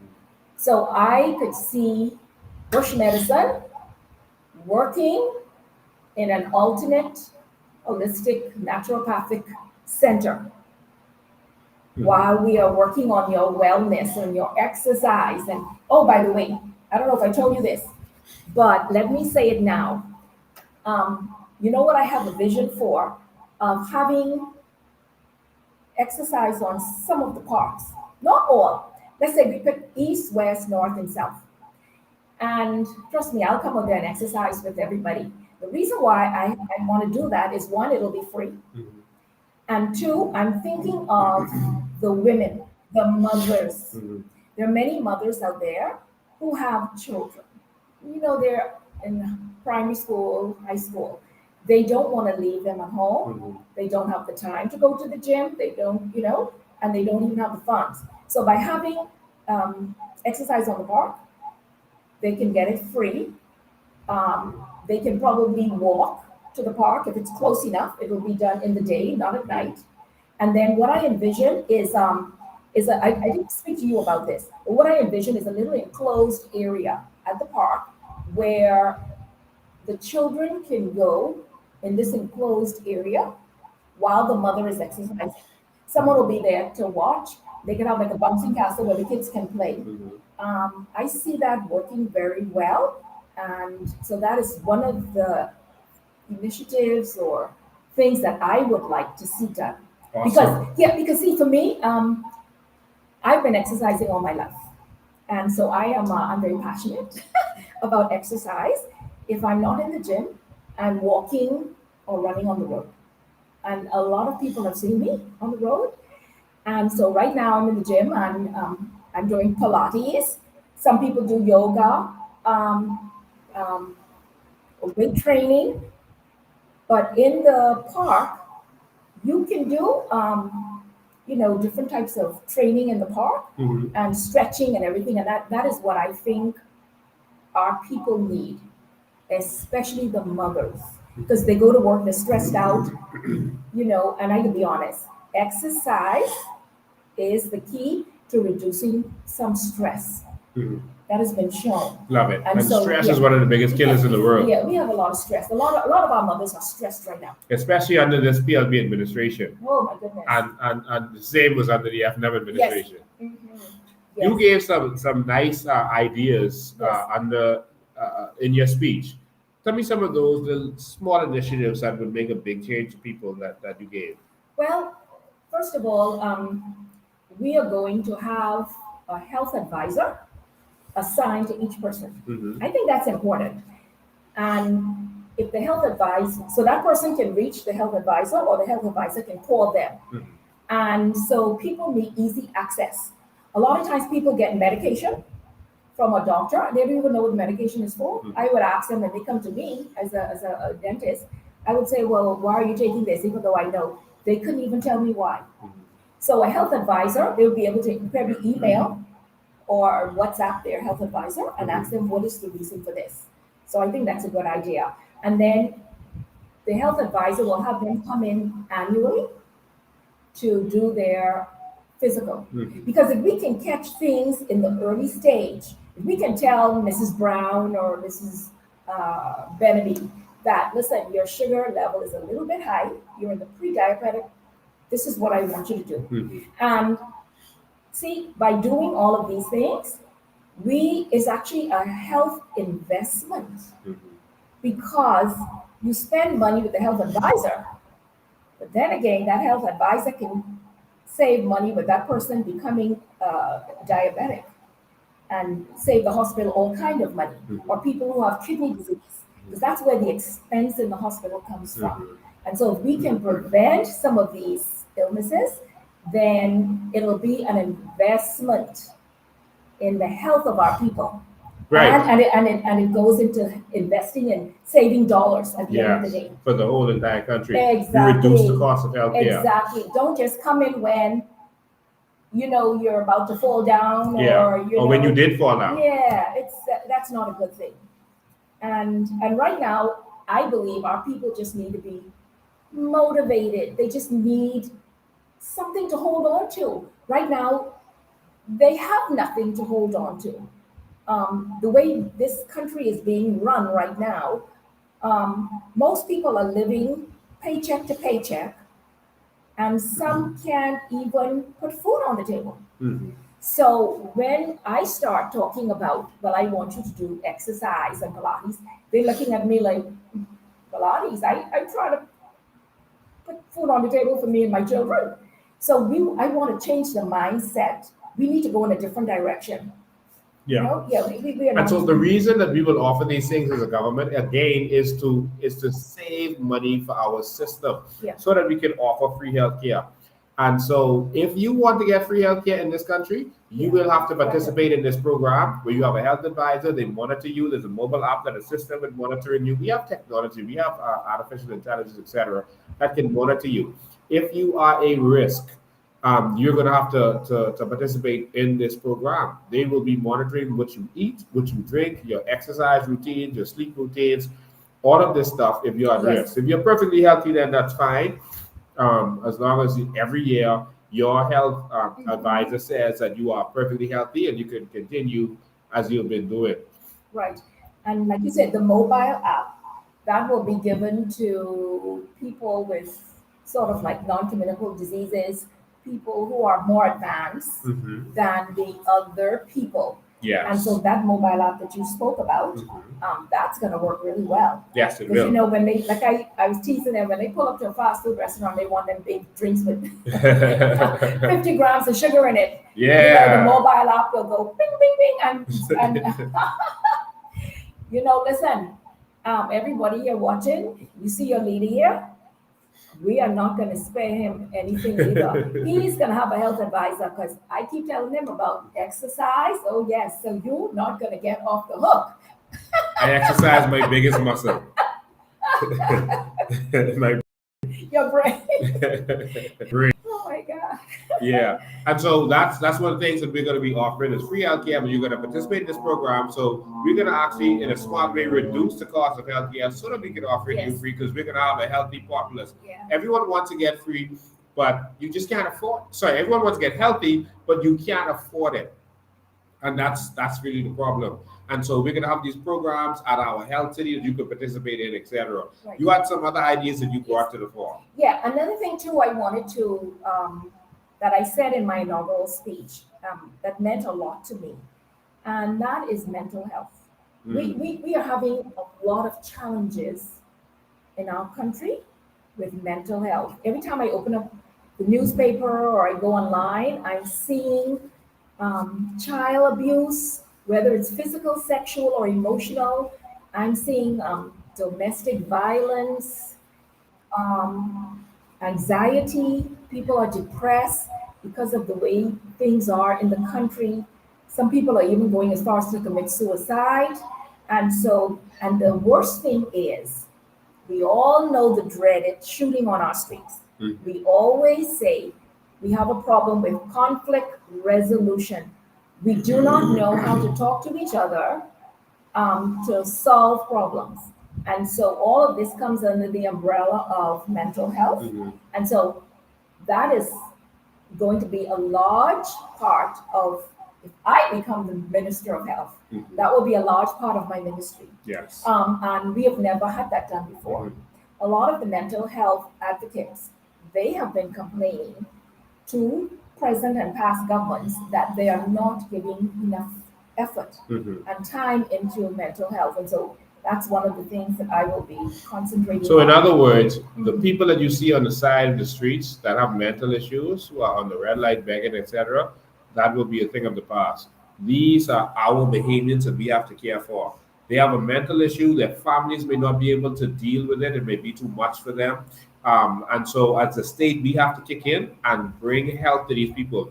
Their mental illnesses can be treated. In the Bahamas, we treat it, like a big deal when you have to get counseling or you have to see a psychiatrist, etc. It's just a health issue, like having the cold, etc. It's a health issue that can be remedied with the proper medication, etc. And so we're going to get these people off the streets, get them off drugs if they're on drugs, deal with their mental health situations. There should be no one on our streets begging or in those situations. One of the reasons we have to make sure that they're healthy is because they're going to be entitled to benefits from their sovereign wealth fund, et cetera, et cetera. And so we have to make sure that everyone who is being empowered in this way, that we make sure that they're healthy mentally so that they don't squander what they have. Right. Speaking of sovereign wealth fund, when are we going to get our sovereign wealth fund? That's one of the reasons why I am here. And I am fighting. I am in this battle, folks. Don't mind me talking about health and everything. I am fighting for us to get in, to be the new government, because we have to effect policy changes. As a matter of fact, do you mind if I digress just a little bit? There's a gentleman by the name of Aubrey. He is the CEO or the manager or the whatever. He's in charge of that department of org. Some of you may know, some of you may not know. Matt Aubrey, right. And it's always Organization of Responsible Governance. This is a gentleman, he's very, very diplomatic, I do a lot of reading, and every other month or so, he's bringing out an article and telling the government, listen, this is my forte. I'm in charge of responsible governance. You are not doing what you say you are going to do. His job is to push the government towards transparency and accountability. And for some reason, no matter how diplomatic he is, and he tells the government, I do not see a response from the government to this gentleman. Yeah. And perhaps maybe they write him and I don't see those letters, but I don't remember seeing a response from our government to this Aubrey guy. And as a matter of fact, in the line item budget that just went by, Mr. Aubrey was saying to them, listen, you said you're going to have the Freedom of Information Act. If you are going to do that, why is the line item so little? Why is it so small? It's not commensurate with a government that wants to push forward the freedom of information. And there was another line item that he was concerned about. And he said that it just doesn't seem to add up. The budget was so small, which meant to him that there was probably not going to be any movement this budget year in those departments. Wow. And so we end up with the same thing back. For 7 years, we've been talking about accountability, transparency, and just trying to get everything, done with the freedom of information. And it seems like we're going around in a circle. It's been enacted, but it's just not functional. And Perry, Brave, Baby, all of them just keep pushing the can down the road. So I don't know how long is it going to take for us to get that. I am hoping that It's going to take the COI coming to government. Okay, thank you. I didn't want to say it. I wanted you to say it. I wanted you to say it because this is what I see. And therefore, Bahamians, I am appealing to you. Women, men, grandmothers, grandfathers, please listen to us. Look around you. See what you can see. Listen and hear what you can hear. And let's try to make this shift. I know for me, when I drive around Nassau, I get depressed when I drive in the inner city. And most of us have to pass through the inner city for those who may live near the ocean. Some of us have to pass through the inner city to go and visit some places. And I am appalled with what I see. I see buildings in disrepair, no paint, cracks. And then what is more disturbing is I start moving out into the middle class, what we call middle class, if you want to categorize it. And even those homes are now showing disrepair. And then I know something is amiss. Bahamians are not I feel, in a very good position right now. Yeah. And I think we need to make some changes. And so that's why I am sitting next to you. Wow. Because no matter how many times I run, like I said, that rope, God keep throwing that rope around me and pulling me back in. Wow. And I want to talk about a couple more of those ideas. Okay. You talked about the ambulance outpost. Yeah. Tell us more. Oh, yeah. Yeah, with the ambulance outpost, we all have heard that, okay, you call an ambulance, and they said there's no ambulance available. All of us have been through that. Then you may call an ambulance, and it kind of take kind of long, maybe half an hour, which is a little bit too long. So what we're going to do, one of the low budget items that we can do is immediately as soon as we get into power, is to strategically put ambulance outposts, excuse me, throughout Nassau so that ambulance can reach their destination in minimal time. Because at the end of the day, it is going to save lives, especially if it's a life-threatening situation. It's going to save lives. And so that's one of the things we can do right away, because for me, I see that as a low-hanging fruit and a low budget. And I know I'm talking a lot, boss. You don't mind, right? That's your job. Okay, that's my job. Okay, one of the things that we must do first when we get in Wait, is before you go from the ambulance Oh, the outpost, ambulance also. one of the reasons you can do that so quickly is because you have clinics that are strategically all over the island, and all you have to do is add ambulances to those clinics. And so there's a clinic in Elizabeth Estate, and you can have 4 ambulances there. And so those ambulances can get to the whole eastern area very quickly, and then get you either to the clinic if that's what you need, or get you to the hospital. The clinic should be open 24 hours. All right. And so you have ambulances, clinics all over in the south. You have a clinic there. You have clinics in the inner city. You have clinics everywhere. Even in Carmichael Road, you have a clinic. And so now you can have ambulance outposts all over this country. They found it necessary to put fire stations all over the country at one point. So you could put that for fires to save a house or a tree, but you didn't think that you should do this to save lives. Well, this is one of the things that we're going to do, and it's very affordable because you just have to park the ambulance at the clinic. Right. Yeah, so you continue.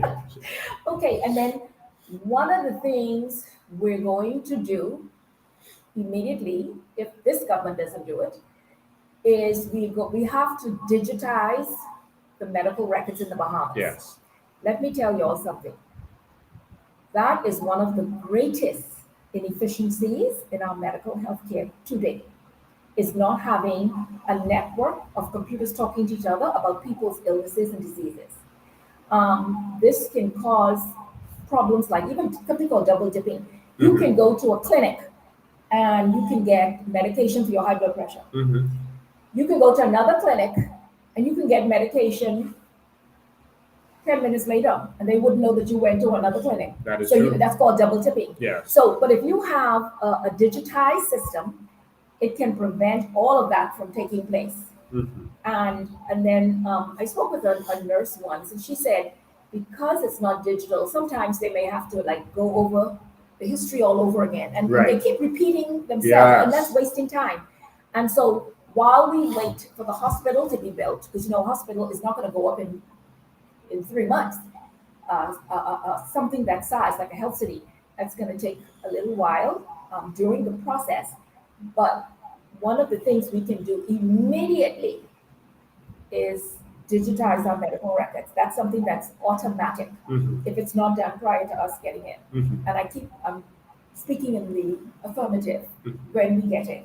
Yeah, and it should be easy. Your record should be with you from you're a child. We are going to make sure that from you are a child that you have a certain record. You're going to have a barcode on your band from you're a child, so we know who you are. When you leave the hospital, you can leave with your passport.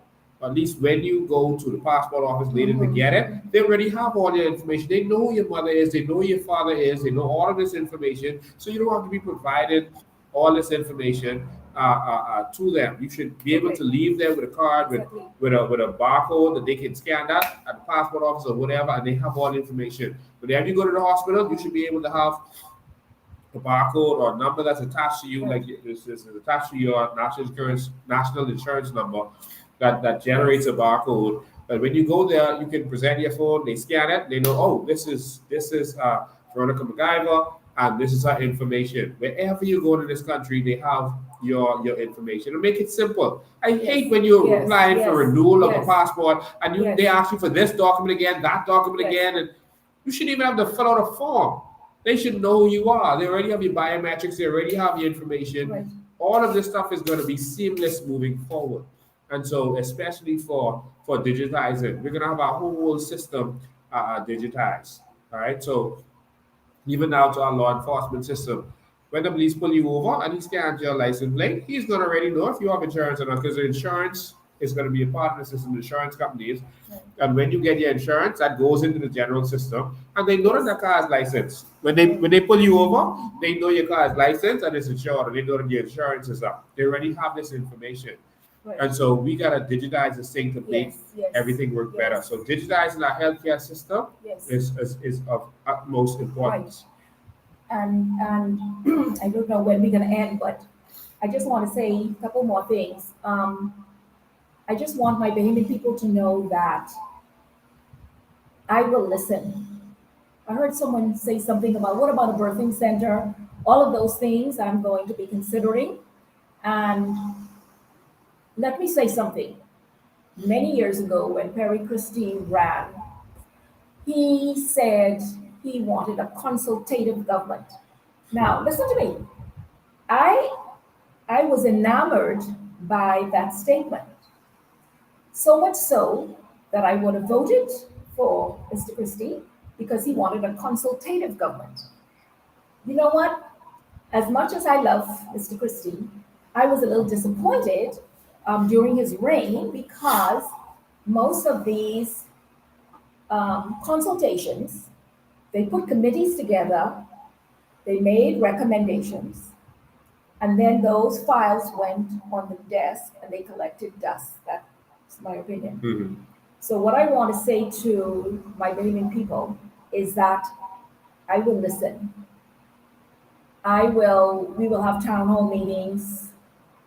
We will have people, speaking with us. And because I would not have all the ideas as being the Minister of Health. I do not have all the ideas. The citizenry, when they put their heads together, they come up with brilliant ideas. Mm-hmm. And so that is what and we're going to touch on that on my next live on Tuesday. Yes. We're going to talk about good governance and how the citizenry is going to take over power in this country and how they're going to be able to contribute through technology again. All of us got our cell phones. Mm-hmm. And so instead of using them to share all these crazy things, now you're going to be able to vote for certain things. You're going to be able to tell your MP what you want, tell your minister what you want, and because you're a part of the council and the neighbors are part of the council, they can get to the government. This is what we want.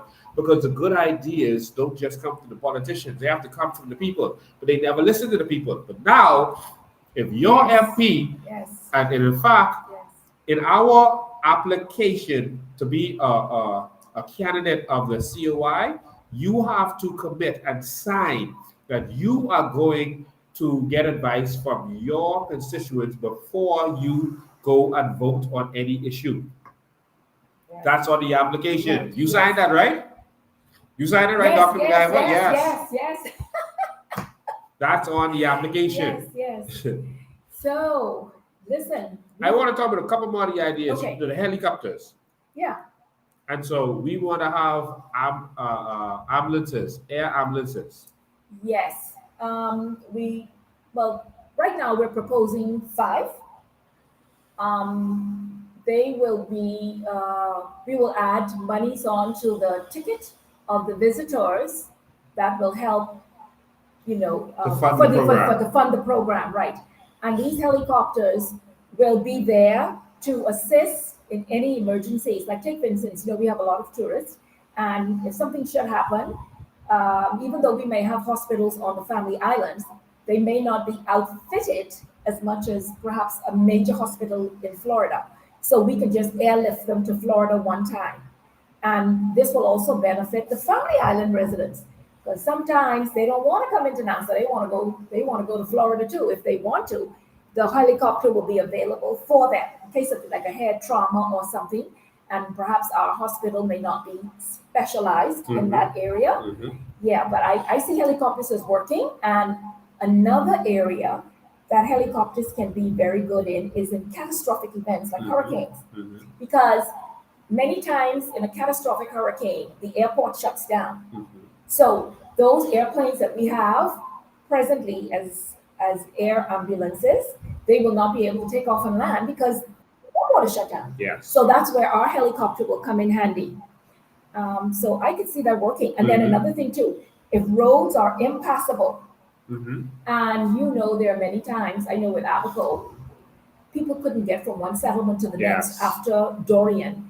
And I could just see the helicopter, helping us. Now, I know that America usually help us with their helicopters, but we are moving towards first world, and I would like for us to be more self-sufficient. Mm-hmm. Instead of depending on other countries, yes, it's always good, but we want to be more self-sufficient for ourselves. Mm-hmm. Yes. So that helicopter. Perfect. And we've done research. The helicopter is going to cost $7.1 million each. Mm-hmm. And that's outfitted for what they've done. And we're comparing that to other communities, South Florida, etc., who have done similar things, and so that's what we're looking at. But we're going to make sure that we have helicopters to get our Family Island people to Nassau. While we're building the infrastructure on the Family Islands, initially you won't have that, but it'll be cheaper to have these helicopters that will be able to move our people. It is not fair that an elderly person has to feel unsafe living on the Family Island because they might have a stroke or they have some issue where they frequently have to go to the hospital. We should be able to transport our persons for medical reasons because you've been paying taxes all your life, not just NIB, you know. You have been contributing to society all your life. It's your old age. You paid for the politicians' salaries. You paid to build our roads. You paid to build the hospital, even though they didn't build any. You have been contributing with your taxes and getting nothing back. And so you have a right. Our Family Island people pay more taxes because we pay taxes based on VAT now. And so they are paying more for whatever they spend on. Their gas is more expensive. Their rice is more expensive. All their groceries is more expensive. Everything is more expensive for them. And so they pay more taxes than us, but they don't get the same amount of services that we get. So initially, we have to make sure that they feel safe living on a Family Island and they can live in a stress-free environment on the beach, on a Family Island, and feel safe to know that if something happens to them, they have a clinic there that is functional with the proper equipment, or they can be airlifted to the Providence or Florida in a heartbeat, free of charge, and the system is covered by, if we have 7 million tourists and we charge a tax insurance fee for each one of them, that also covers us. All we need is vision. Vision, that's the key, vision. And then telemedicine. Yes. Telemedicine is another area that we are going to be concentrating on because that's part of the digitization process. Mm-hmm. So while we're waiting for the clinics to build up on the Family Islands, well, let's say mini hospitals. Mm-hmm. We're not going to have major hospitals on the smaller Family Islands. And then we're going to have like one mini hospital in a regional area, like Mayaguana, Acklands, and those areas. Mm-hmm. The population is too small to support a major hospital. Mm-hmm. So we'll have like a mini hospital that can cover all of those islands. And so I see telemedicine working, especially, where we're going to have the health advisor. Mm-hmm. The health advisor will be talking to you and saying, what are your symptoms? Mm-hmm. And things that are not life-threatening. Mm-hmm. The health advisor can advise you through telemedicine and over the phone. Yes. So, and that'll save you, hey, listen, not everybody have a car. Not everybody could drive to the doctor. So if you could sit in your home and talk to your doctor, I am sure all of you will be so happy. Yes. Because I know my patients used to want to call me at home. And it reduces the cost of healthcare across the board. 80% of the things we go to A&E for, it doesn't need A&E. It does. You really need to go to a clinic. And so if you could get your doctor get a doctor immediately on your mobile app and have video call with them. Most of the things they don't need to. If you have a rash, okay, show me the rash, put the camera to it, and they're able to set a prescription. They ask you where you want to send it. The app sends the prescription straight to that pharmacy. The pharmacy gets it. They fill your prescription, and it's there waiting on you. And so it takes away a lot of the cost of A&E and having to sit down all day waiting at A&E, when you don't really have to. And so these are some of the things that we want to do to make sure that this makes sense, right? So telemedicine, it will be here immediately within the first few months of us being in power. Well, I call those the low-hanging fruit. Yes. Because, in building a major hospital, you're not going to, I'm like a builder, by the way, in case the Haymans don't know. You can't put a building out of the ground in 2 or 3 months. Right. But the low-hanging fruit, like medical records, telemedicine, helicopters, ambulance outposts, those are things that you can do right away when you come to power. Yeah. And so listen, my Bahamian people, we need your support. I am here sitting next to this gentleman here, and I am not here for just no reason. I am here for a reason. And we need your support because we are going to make this country into something that we can be proud of. So that's all I. Thank you. So, ladies and gentlemen, we want to take a couple questions from you first. We're going to take a couple questions from you. What questions do you have? What ideas do you have? You may also have some ideas. Don't you love Miss Veronica McIver? If you love it, just put it in. Just put it in there, man. I love this woman. She's bright. She's brilliant. She has the experiences we need. She loves people, and she's very humble. She helps people and doesn't say a word. In fact, she didn't just talk on the phone to the family with the young 4-year-old girl. She went and visited the 4-year-old girl, sat with her, loved up on her and assisted the family financially. And so she's not just telling you to assist them, but she also assisted them. I keep telling her, listen, you're a politician, and people are going to think people only recognize what they see. so yeah, hitting yes. I know we always do that as a COI. We do a lot of things that we don't tell the public, but we have to let people know that we're out there and we're involved and we're doing stuff. Yes, Mr. Bay knows that I'm a very private person. I tend to be very private, but he's telling me, no, you've got to. All right. So we'll take a couple of questions if you have any, and that's on the chat. I can't take the calls today. We can take them on the chat. Let me see if we can switch cameras quickly.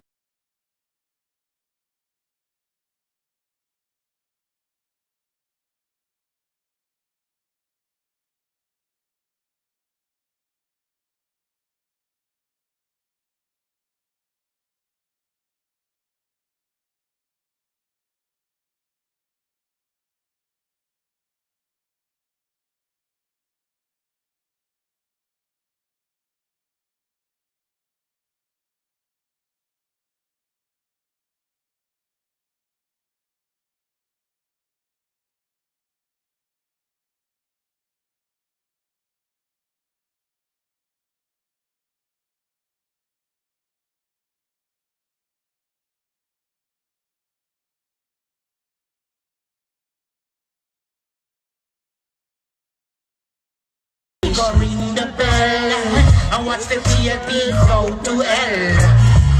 Brave go and ring the bell and watch the VIP go to hell. Yo, COI. Look how we take our carbon credit money. Yeah. The coalition. Yeah, man. Boy. COI. Profit on the street. Lot of mercy. I'm a COI. Not no PLP. No. The COI. I'm a COI.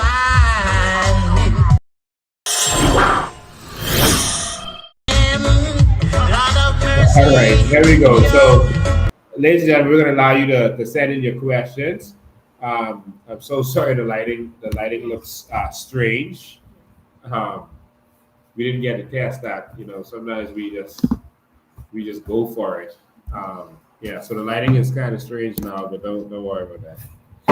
All right. So the number, of course, is 803-5995. 803-5995. Call us and let's talk. What do you think about the vision? What ideas do you have? What do you think about what's going on? Persons, dying in the hospital, all these situations that are going on.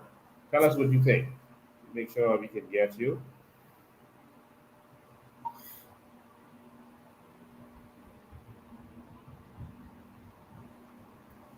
Okay. Make sure. Okay, we're up. Okay, phone is ringing. Good afternoon, you're live.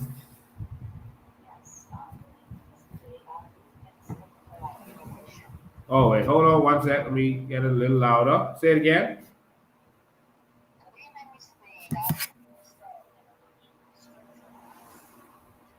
Wait, you're going to have to say that one more time. Okay, there you go. Okay, can you hear me now? Yes, we can hear you. Yes, good evening, Mr. Bain. I'm new Minister for Immigration. You can go straight Not to immigration, healthcare. Oh, you talking about me? Yes. I listened to Dr. McIver on the you call it, The rally. rally.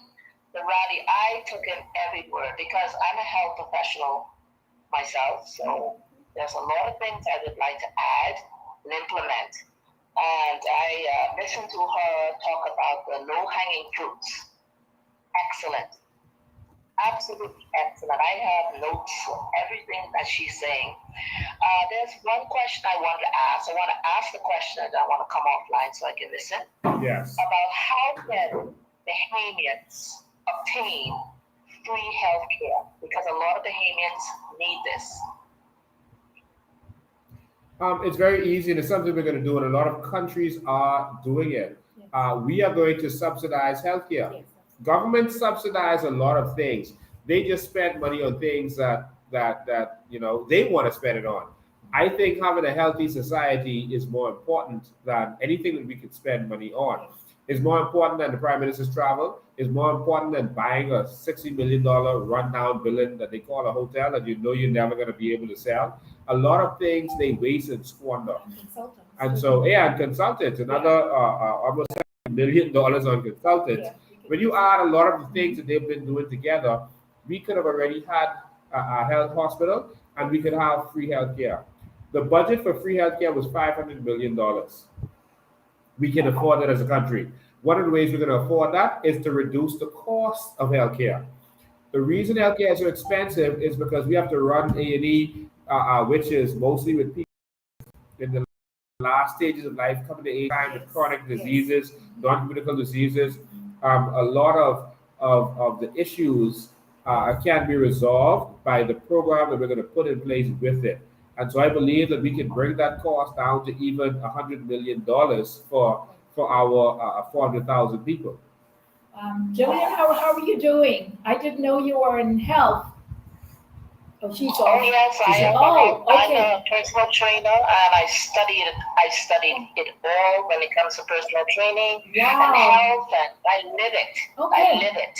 Oh, see, now it's persons like yourself that we can get together and bump some ideas off, and that's it. That's exactly. So what Mr. Bain was saying was that we're going to invest in people's health. They're like, if you exercise more, you eat better. There's a less chance for you to have non-communicable diseases, and so there's a less chance for you to spend bad time in the hospital. So we're looking at it long term, but we're trying to make a shift because our people really need help in that area, in the health area. Okay, well, I'm all in support of you. I'm all into proactive health ideas because I live health. Is something I live by. Okay. So you're doing a great job. We want you to remain focused and know that we support you. All right. Thank you very much. Thank you for your call. Okay. The line is clear now. For those who've been calling, 803-5995. The number is on the screen. 803-5995. You can call WhatsApp call or regular call.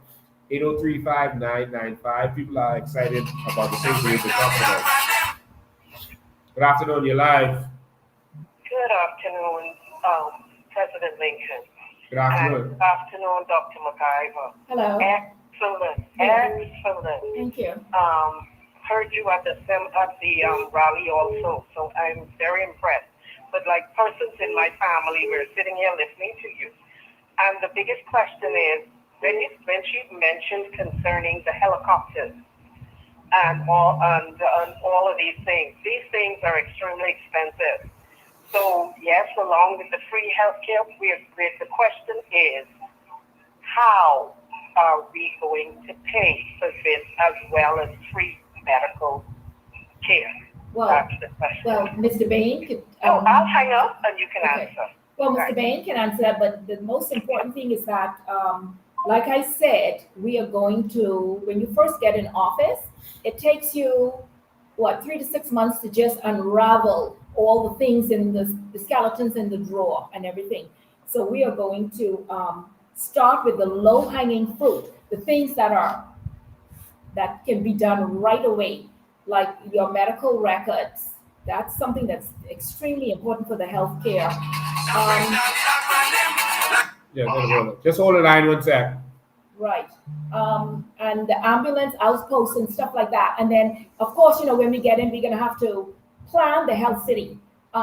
we're not going to have the drawings done prior to getting into Parliament. So all of those things will take a little time. And while we're taking that time, we will be working on our natural resources. Right now, today, Minis was the one who instituted 5 or 6 members of the Natural Resource Committee. You and I, as taxpayers, we paid for them to go from island to island doing research.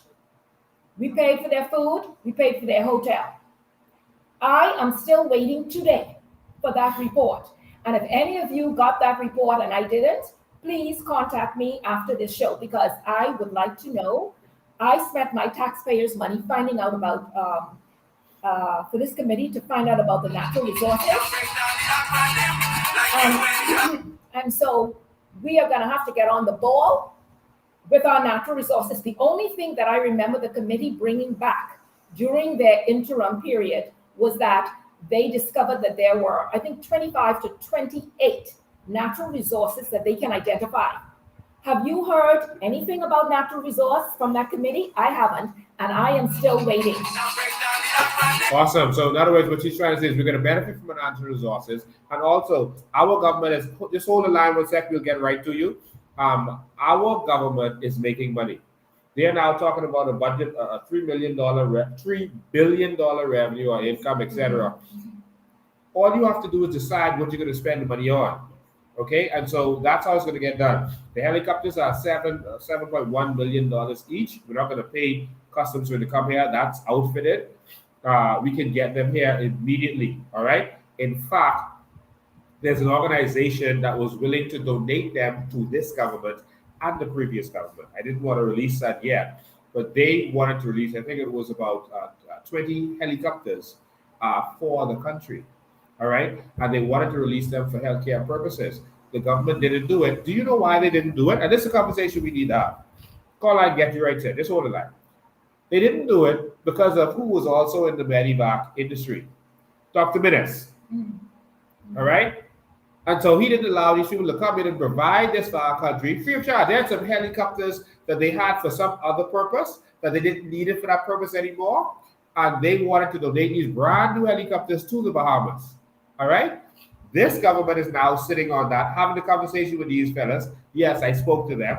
And this government has been dragging their feet because of who is making the money. A lot of the problem in this country isn't that things can't be done. There are people and organizations around the world that want to fund some of these initiatives, you know. But because of who's going to make the money from it is what destroys it. They wanted to have a health city in the Bahamas, just like the one that's in Cayman Islands. They wanted to have that. Do you know who stopped it? Under the FNM, the previous FNM. You know who stopped that? At the cabinet, Dr. Dwayne Sands told the minister, you're bringing in cardiologists and all these kind of people in the health city, I can lose money. Yes. And it was blocked. Right. Because he was sitting at the table. Yes. And there's so many things I can tell you just like that get blocked in this country that can benefit Bahamians, but it depends on who is going to make the money from it. That is why they block a lot of these initiatives. They have more than enough money. 7 times 5 helicopters, 7 million times 5 helicopters was $35 million. That's nothing. When they wanted, they took $60 million and just spent it on a garbage hotel. Yes. They have the money to do what they need to do. Misappropriation of funds. Yes, they misappropriate the funds, they miss their record, all of this stuff is going on. And so we're going to do certain things. There's certain things that I know that I don't say everything. I let that helicopter one spill, but there's a lot of other initiatives just out there that we don't even have to spend no money on it. There are people who want to help. We could have been in the cruise ship industry. There were cruise ships that wanted to get rid, cruise ship companies that wanted to get rid of cruise ships. It was costing them too much to let it sit in the ocean.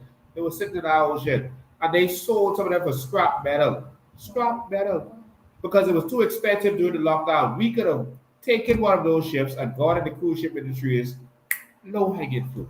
But we don't have people with vision running our country. Yes. They're busy trying to convince you to keep voting for them. All right, so the money is there to do all of these things. Our natural resources are benefiting from them now. It's going to fund a lot of this. Immediately when we get into power, we are going to make negotiations for the provision of sand for America and the projects that they're doing, and for other countries and the projects that they're doing. And we are going to negotiate to get advance payments. All right, we'll give you the sand for half price if you buy this bulk amount now. That gives us billions of dollars ahead of time to do what we need to do. It's all called negotiation, and don't forget the carbon credits, Mr. Bain. Yes. The minute we sign those carbon credits, that's $15 billion. Just like that. Yes. Not 9, 15.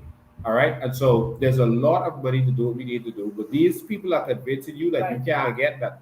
Right. All right. Because they don't want to give you nothing. Right. Let's go to the phone lines. Good afternoon. You're live. Good afternoon. How you doing, Mr. Ben? I am awesome. Hello. This is Roy here. Roy. Yes. How are you? I'm doing fine. Okay, I want to put a question to you. I have a niece and a nephew that are both autistic. And I watched a report on CNN some years ago where they used the medical marijuana to treat a little girl who was having seizures and how it helped her and improve her life and her health. And the parents was getting frustrated after spending so much money with the insurance companies, so they moved to the state of California where they have the medical marijuana growers. Now, when I talk about medical marijuana, most people think you're just smoking, but getting smoky in there. No, it's what's in it. And what I've seen is the effect of it on people who have certain health issues. Yes. And you have chemists who tap into it and pulls out of the marijuana what is needed to treat certain ailments, not just glaucoma, but also children who are autistic and have seizures. Like I said, I have a niece that's autistic and I have a nephew that is autistic. And what would be your stance on that, Dr. McIver, when you become elected? And I already see you as the Minister of Health. And what is your view on that point when the medical industry with marijuana? Oh, thank you so much for your question. I've seen a documentary by, Dr. Gupta. Who's a surgeon in America, and he did the documentary on that, and it was quite impressive. And I think that that's the way that we should go. We should be able to use medical marijuana. Now, exactly what's going to happen with because you have marijuana come in two different parts, okay? So the cabinet collectively will decide on the other part of the marijuana. But in terms of the medical part of marijuana, I could see us utilizing that where necessary. Yes. And I just want to make sure you understand that assisting our disabled in this country is going to be a major part of what we do. I mean, there's going to be total transformation when it comes to aid for our disabled. When it comes to our children and availability of school and assistance for them and everything else. And the reason medical marijuana is being blocked, of course, everything is who's benefiting from it. And so that's what the problem is. All right. Now, medical marijuana is already legal in the Bahamas. All right. A doctor can prescribe it to you right now in law. All right. The problem is where you're going to get it from. All right. That's the problem. But it can be prescribed to you right now in law. And I have a child who has autism, who's diagnosed with autism. So this is going to be an important part of what we do. So all of those people who have children with disabilities, with autism, on the various spectrum, etc., help is coming. We know that it's a very stressful lifestyle. We know that you need assistance. In America, for example, they provide you with an assistant to help you at your home. They provide you with specialists, etc., and come to your house to help you. We need to do the same thing. We need stress relief for our families with a child with autism, so the husband and wife could actually go to the movies, and so that they can go to church. There's some people who can't go to church because they have a child with autism and behavioral issues and that kind of stuff. Yes. And they've lost their lives. No, man, we got to bring relief to our Bahamian people. Yes. And so we're going to do all of these kinds of things for the Bahamian people.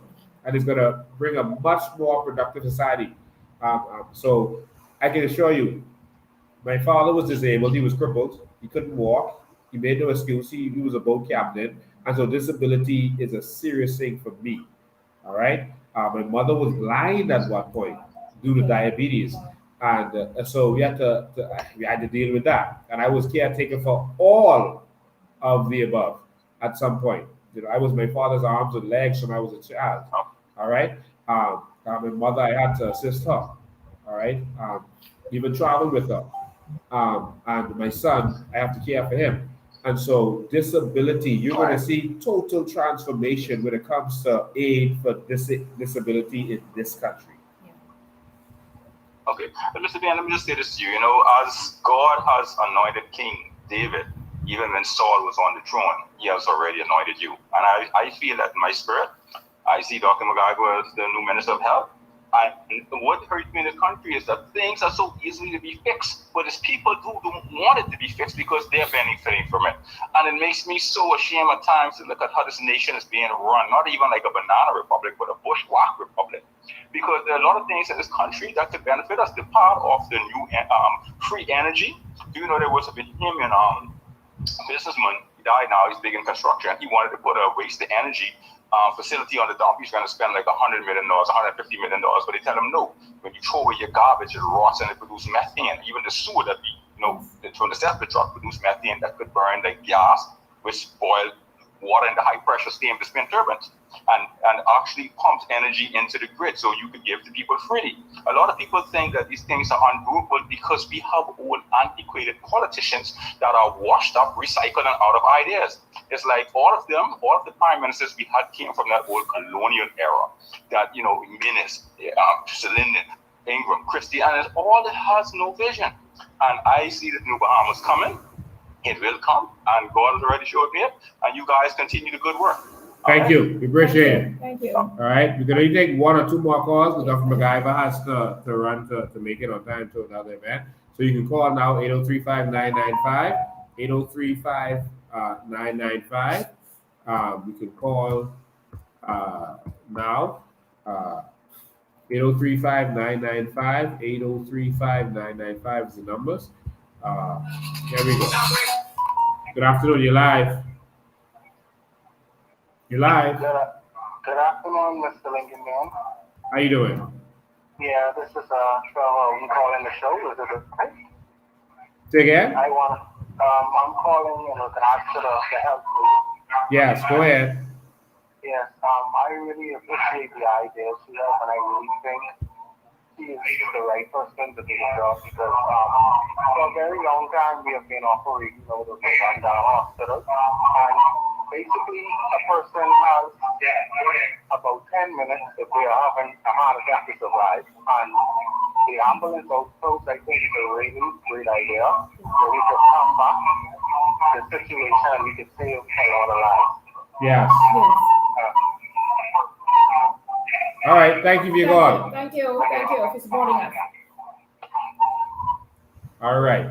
So, ladies and gentlemen, thank you for joining us today. There's so much more to talk about when it comes to our health, but we have time constraints, of course. We gave you all over 2 hours today to make sure that you all are straight.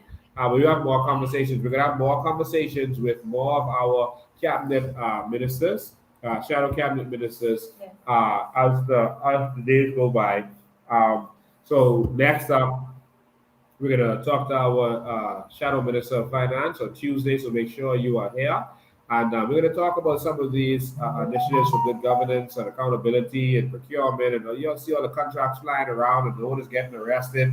All of this stuff that we're going to talk about on Tuesday. Make sure you're here. This is going to be a hot one on Tuesday with shadow minister of finance. And then next Sunday we're going to talk every live for the next 6 lives. We're going to talk to our cabinet shadow ministers so that you can see the vision that we want to put forward. Someone said, "Oh, the government is going to steal some of your vision." We hope they do, because it's going to benefit us. We don't need the credit. We don't care about the credit. If they want to put Outlet House post right now, please. If you save one life, you don't have to even mention the COI. Just do it. Thank God. We don't care. All right. And so the ideas are for all of us. We don't care about that.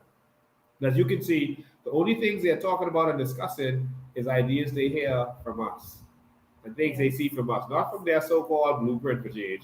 They ain't bringing you nothing from that. The only things they are dealing with is stuff they hear us talking about or in response to stuff that we're doing. So I want to thank all of you all. I just want to tell you again that Mr. Arda, I'm going to stand with you and other behaviors. He's not the only one who are going through these kinds of situations, especially with corrupt police officers who want to get involved in land matters, Bahamians who have had their land taken from them by the government and from other persons. Foreign is always right in this country. That's how they treat it. But those days are coming to an end. Yes. We're going to stand up. Yeah. And so, Aaron, I'm going to get locked up with you. I got my $50 ready. If I have to pay a fine, I really don't care. But we are going to see change in this country. We are going to see change in this country. This country is going to be for us, for Bahamians. And no one is going to take that away from us. No corrupt politician or police officer is going to take that from us. This is why we stand. All right? Do you have any last words to make with people? No, I just want to say I appreciate being your co-host today. And thank you all for listening. And hey, everybody, the shift has already begun. Let's all get on board and let's do this. Thank you for your time. All right. So, ladies and gentlemen, that is what it is. I'm going to leave you with a little short video. And by the way, I just want to show you this before I go. This barge sails Nassau Harbor every single day. Full of sand. It comes into Nassau Harbor in Milwaukee. Every day God sends. You see it? Every day. That's sand. That's full of sand. Every day I watch that same barge bringing in sand into Nassau Harbor. Okay. Could be for the construction. Could it be for the construction? I don't know this for, but it's our sand. It's our sand. Okay. All right. So we need to start providing sand on a large scale to the world. And so our money is in our ocean. And have it ocean. taxed because we don't know if it's being taxed. It is not being taxed. So they don't have a scale. That is the problem. They don't have a scale to measure the sand to collect the $2 they were supposed to get. Exactly. So there's a lot of work for us to do, and we are going to get it done. The shift has begun. Yes, ladies and gentlemen. So, you know, they're trying to convince you that COI is a bunch of rebel robbers. No, sir. We're intelligent, we're intellectuals, and we have a vision for the new Bahamas. Yes. I'm going to leave you with a short video from Blackmail, very intelligent fellow, and listen to the words that he is saying. This is extremely important. Ladies and gentlemen, I'm going to see you on Tuesday at 8 p.m. Be there and be on time. Change ain't coming? Change is here. All right. For being here. In closing, I would just like the Bahamian people to know that the people from Hispaniola West are becoming an existential threat to us. They're interfering with our country, our culture, and our ideology. You have Mr. Louis Georges telling Lincoln the other day he wanted to be prime minister. You have a gentleman who is a Haitian from Abaco, call him Big Move, saying he control Abaco, Louis controlling Nassau, and Johnny Canoe controlling Eleuthera. Then you have the lady with the voice note singing a song, we started on a boat, now we here. The whole team here, but Brave Davis is a part of that team too. Because now she said the whole team here. Huh? You have Fred Smith. They come to take over. You got Fred Smith making the comment that he sees no problem with Bahamians of Haitian descent organizing to form political parties, insisting that the country is on its way to this group of society emerging as parliamentary leaders. Well, it can't happen because they ain't no citizen. They ain't no citizen. They could forget that dream. They could forget that dream. They are not citizens. And one last thing I want to show you. Let me show you how complicit the Philip Brave Davis government is, along with Fred Mitchell, Keith Bell, and others. Okay? These are the 17 countries that do not allow renunciation of citizenship. We read this before, but it's worth repeating. Morocco, Argentina, Costa Rica, Dominican Republic, Ecuador, Guatemala, Haiti. I want to stop there. It's 17 in total. Mr. McKinney, this document say Haiti can't renounce. I'm going to show you something right now, just for you to verify it. You have Mr. Michael E.R. Jean Baptiste, a consulate at the Haitian embassy, giving out renunciation letter. from a country we can't renounce. Where he getting these letters from? Haiti Parliament stopped that from May 9th, 2011. It was enforced on June 19, 2012 after being posted in the Huffington Post under jurist. He's a criminal. Criminal. But dying the bad part. The Bahamas government at the Department of Immigration is accepting that renunciation letter and still giving the people citizenship, knowing that they can't renounce. I tell you, this is an organized crime, bro. Show me in any history book any government who assisting foreign nationals to take over its own country. This is the worst crime in the past half a century. Watergate is a joke to this. Oh, you ain't believe me? I'm just stunned. You did right. What government is assist foreign nationals to take a country over and to displace its own people? Gentrification. Which government? Nobody. Find that history book. And I must listen to them and I must support them. Bahamians, let's take our country. They can't take, I was telling you a long time, they can't take this country lawfully. That Bahama, anytime you see now their pictures in the paper, know that the Chief Justice says that the law that they're using is a lacuna. Don't exist. There's a gap in the law. He said so. Our Chief Justice said so. We're proud of him. Anyway, we're in our show today. Stevie, you wanted to say something? Okay. Because you might as well. You might as well, because, I mean, you know. You say which government would allow its own country to be taken over? That's the question, Stevie. Well, What happened in Dubai with the citizens? Monarchy, and monarchy take care of their people and make sure that they're paid 2,000 per family, maybe 3,000, and life is cheaper there. Life is cheaper, but all the Dubai citizens are paid, very paid. From who?